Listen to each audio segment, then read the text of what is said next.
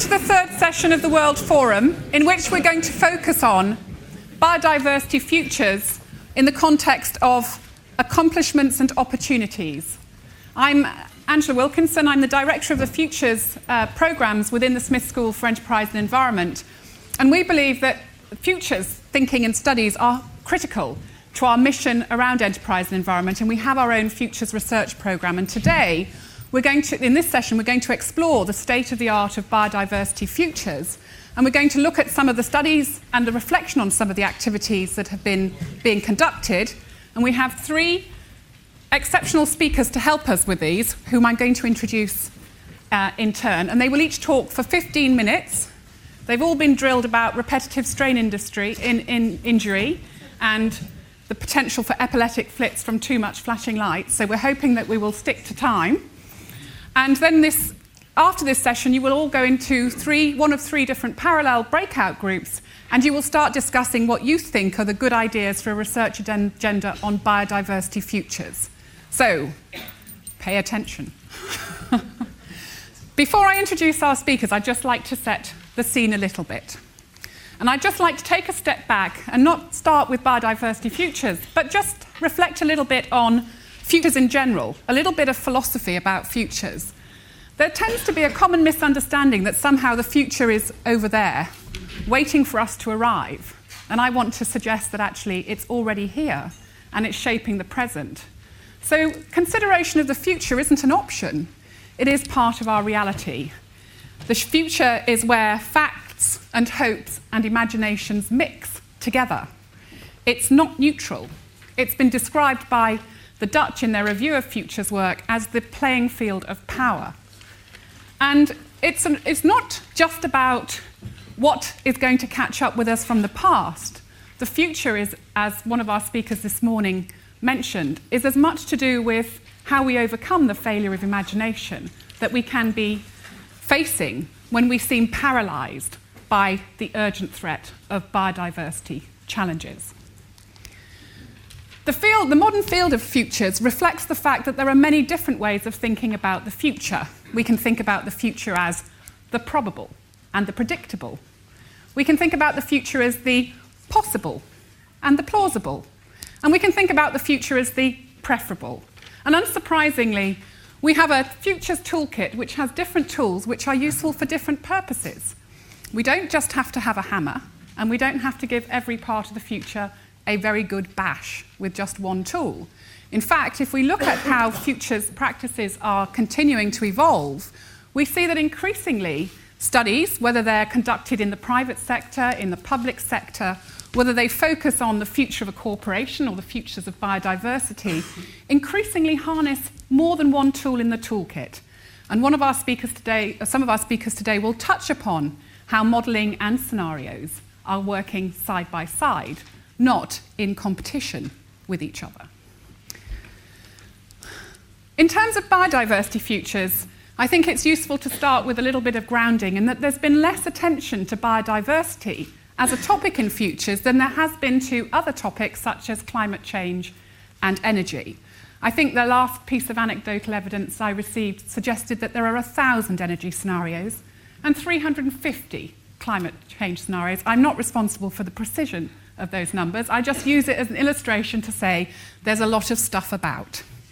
In comparison, we have a handful of international assessments and national ecosystems assessments. And for those of you who missed that, Bob ran through a few of those this morning. So the challenge we have is that biodiversity futures, there's been less attention to this topic. And it's also, what attention has been paid has tended to be, it's been within scholarship circles or it's been within national policy assessments.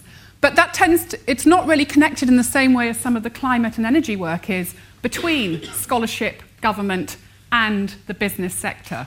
So we're seeing the production of futures work in different parts, but not really being related. And what this leads to is a real concern I would have, and that is we tend to think of the future as something we're walking into, and I tend to think of the future as something that's coming towards me. So I don't feel like I'm driving a car like this. I feel like there's a big number biodiversity bus heading directly towards me.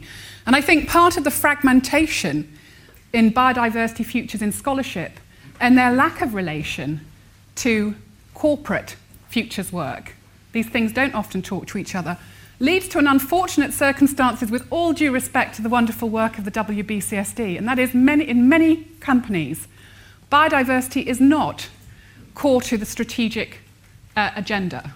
It is a peripheral issue. There is active vigilance, sure, but there is no concept that the critical time horizon for decision making is much sooner than many corporations are expecting. Final reflections on looking to the future of biodiversity futures. I've suggested that there's been limited attention. I know that one of our speakers will talk about the maturity of biodiversity futures.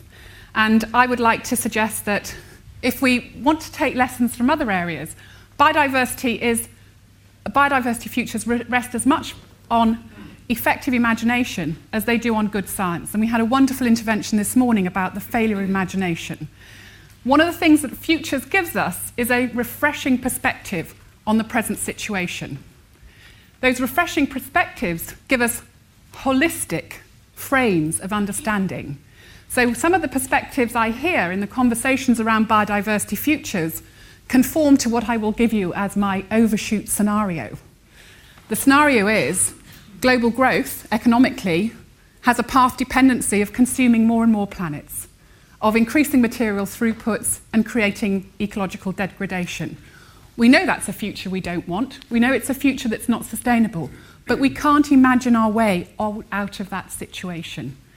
We're faced not with a simple problem, but a set of puzzling, connected issues. And in some scenarios we've done a few years back around the economy, because you could look at biodiversity through the economy lens, we talked about the difficulty of realising biodiversity dividends in the context of having also to realise institutional and economic diversity. So one of the things that the futures work can give us is a flexibility of focus, of putting biodiversity in the foreground or the background, and shifting between looking at what that means for economic diversity as well as social and institutional diversity. If we're going to achieve biodiversity, at least in one future, we need other forms of diversity as well. Okay, enough from me. I'd now like to introduce our first speaker. Professor Cathy Willis holds the Tasso-Leventis Chair of Biodiversity and is Director of the Biodiversity Institute at the University of Oxford in the Zoology Department. And she's a professorial fellow here at Merton College.